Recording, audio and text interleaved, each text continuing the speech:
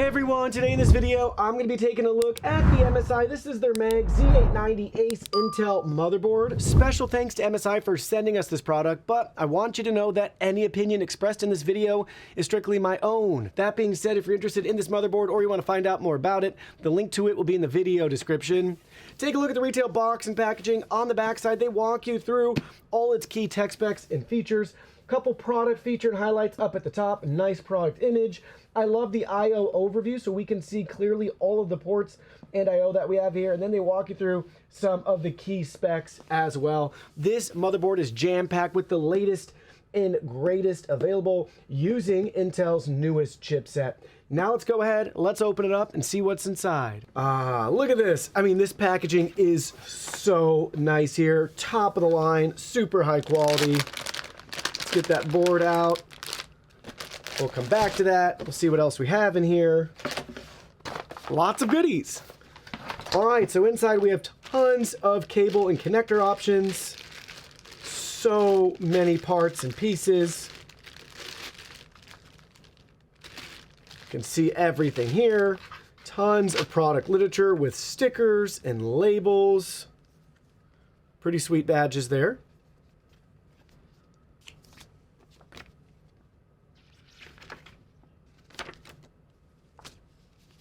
Regulatory info, quick install guide,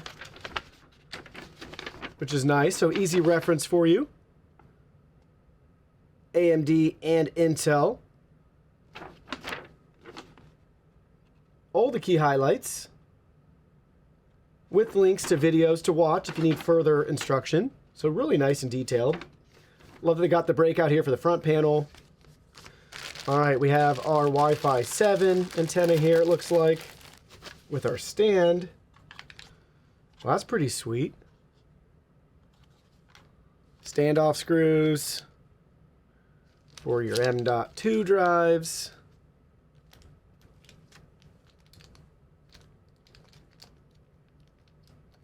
And a little key. Oh, yeah. Here are all the contents. First up, we have our product literature, followed by our Wi-Fi 7 antenna with stand. Next, we have 4 SATA cables, 2 of which are going to have your 90-degree ends. We have multiple extension cables for your fan. Take a look. I'll show you the ends of all of them.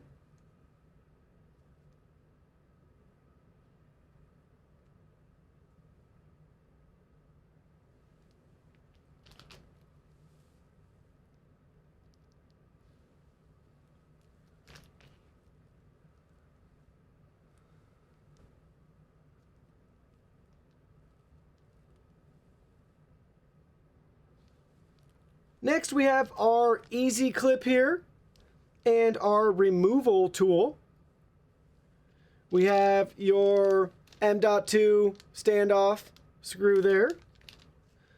We have your easy connector for the front panel. 2 temperature cables here with the little probe on the end. And last but not least, the motherboard itself. Let's take a look at this up close. Here it is in all of its glory. This thing is heavy, beautiful, looks so good. MSI's logo and branding all throughout, but really cool aesthetic here. LGA 1851 socket for Intel's latest and greatest. 4 DIMM slots, DDR5, up to 256 gigabytes supported. Take a look at this board. And then we'll flip it over to the backside. I mean, even the backside, nice. Heat shield and heat sink here all throughout. Super sweet, which is why it's so heavy. Let me show you all the different sides and angles here. Get a better feel for the board. Your connection options, USB, USB-C. All of that here. Our beautiful I/O. Oh my goodness. Look at all this USB. So much USB. Wi-Fi 7, 10 gig. BIOS, CMOS, smart button. Again, multiple USB ports here. Look at that. Clearly labeled. Everything is easy to see. Plenty of I/O on the back. That's amazing. You can never have too many USB in my opinion. Let's go back. We'll look at it from the front side again. We have multiple drive options here. Very easy to remove. Really cool system here. Same with this one. Just push and then lift it up. Look at all of our NVMe drive bay options here. So we have 5 of them. All are going to be Gen 4 at a minimum, but that's backwards compatible. If you have Gen 3 drives, you can slap them in there. Gen 5 for the first one. Then we have Gen 4, Gen 4. I believe this 4th one here can be Gen 4 or Gen 5, depending on if it's coming from motherboard or CPU. I think you can configure that. And then Gen 4. So 5 NVMe drives. You want to drop in your M.2 drives, you can do that right there. We have 3 of our, I believe they're all X16. They're going to be, X16 was at X8, X8. So X16, X8, X8, all Gen 5. Right there, also backwards compatible. We have a power plug down here for the PCIe power. So you can add that right there on this board. That's different than what I typically see on my motherboards. And you'll notice one right here. This is going to be for your 60 watt power delivery for some of your USB on here. So if you want to take advantage of the 60 watt there, you have your plug right there on the board. So a couple of cool, unique things, plenty of NVMe storage options, latest and greatest for your expansion slots, couple extra power plugs depending on what you're trying to accomplish. We'll be installing the Intel Core Ultra 5235 CPU right there in the motherboard socket. So we'll open that up. We'll pop this open, pull that back. On our CPU, we have a triangle here and a little tiny golden one in the corner. So we're going to line those up. That triangle goes in this bottom corner there. It matches what's on the cover there. Then we just take this, it'll pop right off. And now our CPU has successfully been installed. This next step will look a little bit different depending on your cooler choice. Now the 235 does come with a stock cooler. I am not going to be using that cooler. I'm using the Dark Rock Elite from Be Quiet only because in the future I might want to upgrade that CPU and it'd be nice not to have to worry about this at a later date. So we got a really nice cooler here that we're going to put more as just a preventative long-term option versus something that I need right now. Because again, TDP wise, this is overkill for the 235 CPU. So what we have to do is take our back plate here and we're going to put it through the back of the motherboard. Just like so. And we'll set it back down and it should stay there. Now we'll drop a couple of these in place. Tighten down. Same on this side.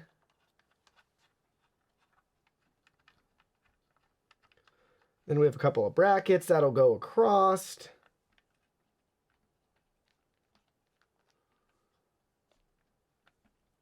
Get those nice and snug. Then we'll take these brackets, we'll line them up like so. And then we'll take these screws and drop them in place. Making sure we're using, technically the LGA 1700 is what we're going to be using for this one for our 1851 socket. So clearly marked for us on there to make sure we have it screwed where it needs to be. And then just to get a better feel for what we're doing, then this will drop right down in and we'll fasten those 2 screws and everything will be in place. But before we can do that, we got to put some thermal compound on our CPU.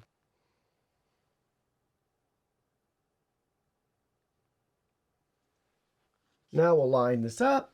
It'll just kind of sit right there and we'll fasten it in place with our Phillips head screwdriver. I'm just going to get them both started. Kind of work back and forth.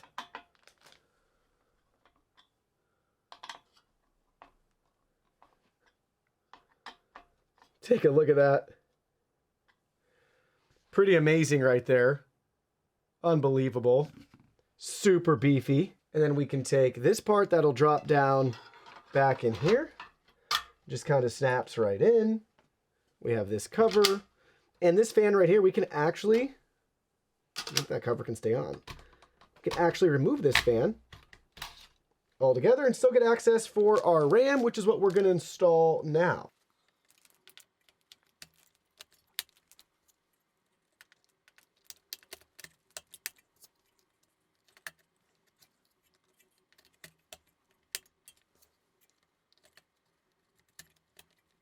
Got our RAM installed. Now we'll work on adding our drives.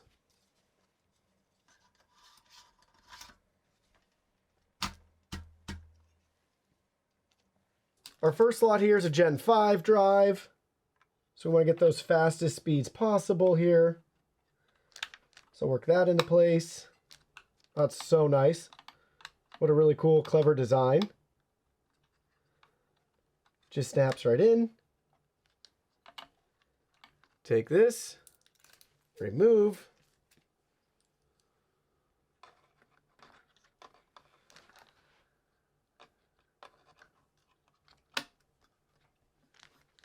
First one, then we'll do, I believe, these next 3 slots.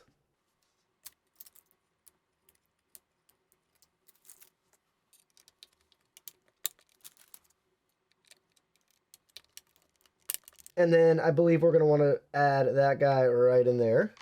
These are all Gen 4 slots.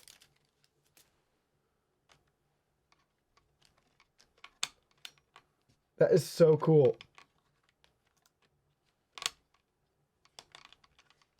Super simple install.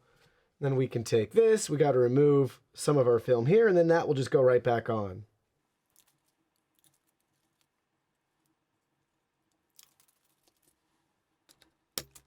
Just like that.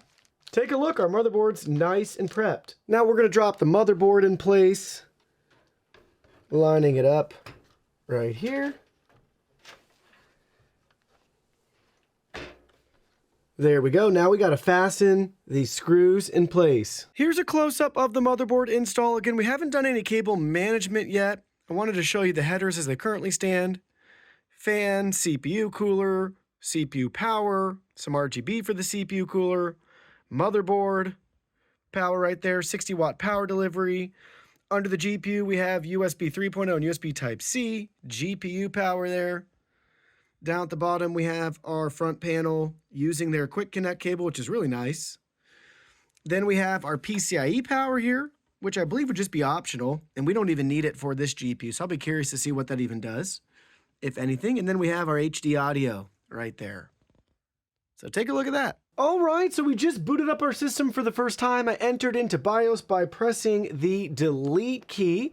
And this is the screen that we're greeted with. We haven't updated the BIOS or anything yet. Literally, first post and boot, we're here. We haven't adjusted any of the memory overclocking or anything like that. Just wanted to spend a minute clicking through the BIOS so you can get a better feel for what to expect with this motherboard. So currently we're in easy mode. We can toggle between easy and advanced mode right here. We'll go back to easy mode for a minute. CPU game boost. So you can see that there. And I have a little question mark. You can learn about that.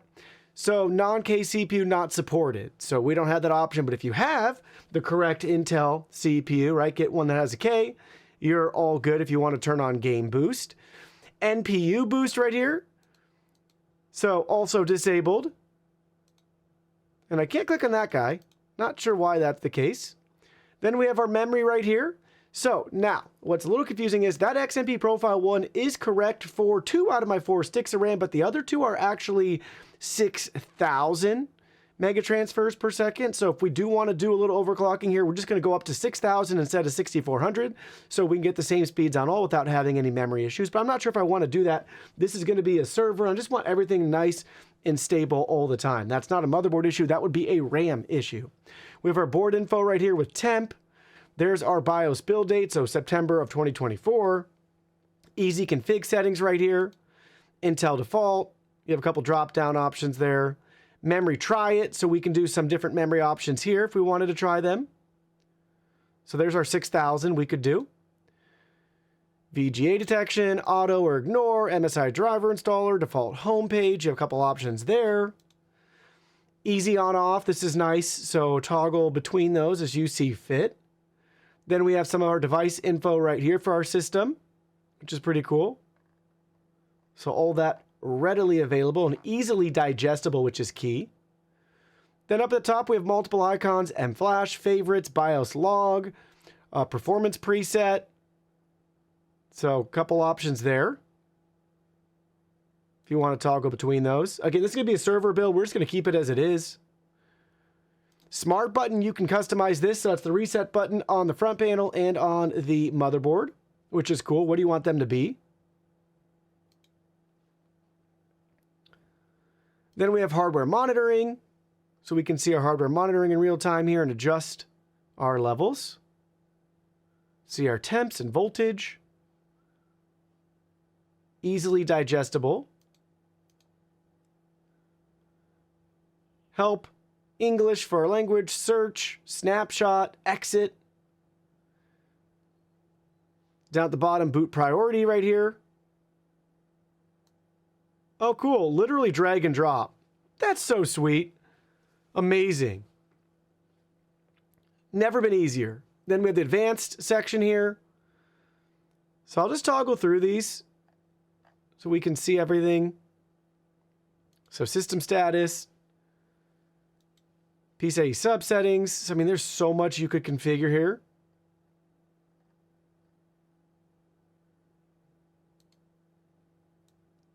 I mean, take a look at all this. So many options. Feel free to pause your screen at any time. I'll click through each one just so you can see everything.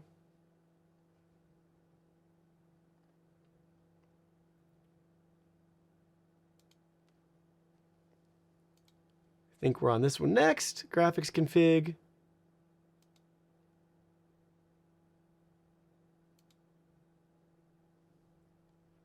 Thunderbolt settings.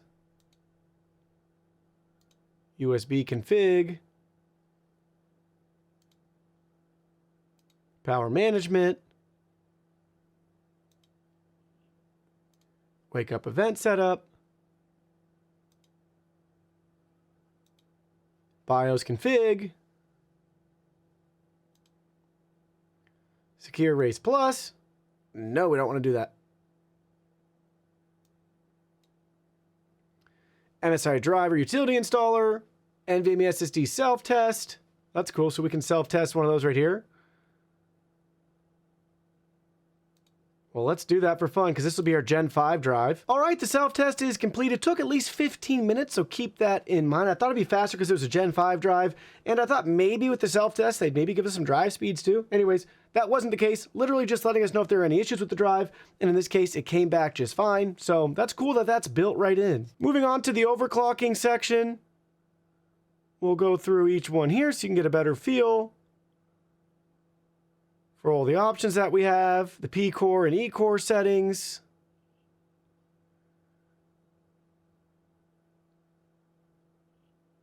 So if you're in overclocking, tweaking some of that, you can look there. Now again, keep in mind our CPU is not the K version from Intel. Here's some of our memory settings here. iExpo. XMP settings, speed, some of that we can quickly get to in that easy mode section, but you can dive further in here with voltage settings and all of that.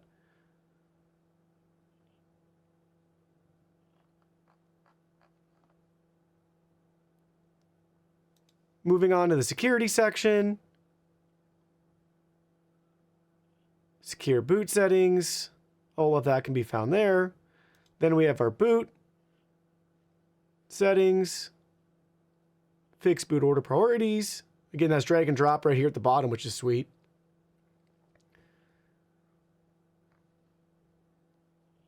And then lastly, we have our save and exit there. So that's just a quick look at the BIOS for our motherboard. Tons of settings and features that you can take a deep dive into to learn more about and figure out if there's anything that you want to tweak or change for your setup and build. All right, we just booted into Windows. I wanted to show you a quick speed test here for our Gen 5 NVMe drive. We're getting great results here. Over 12,000 megabytes per second read and over 11,000 megabytes per second for our write speeds. So very, very fast memory options with this board. Last but not least, let's look at MSI Center. So first up, we have hardware monitoring here, so we can see our CPU stats and some temps, as well as some voltages on the side, as well as our fan speed, some additional temps.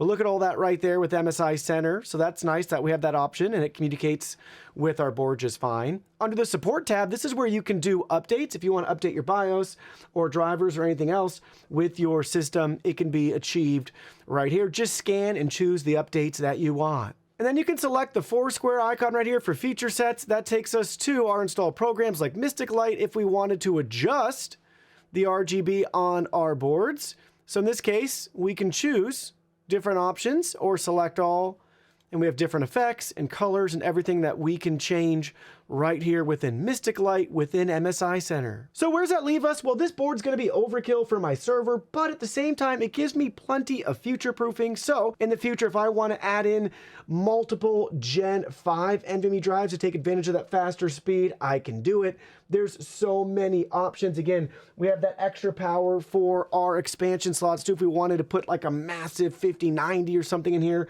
right? So we have some of that future proofing there. 10 gig LAN, which is great for my 10 gig network, perfect for the server while not taking up any extra spaces from my expansion slot. So it's overkill right now, but it's got a lot of great features.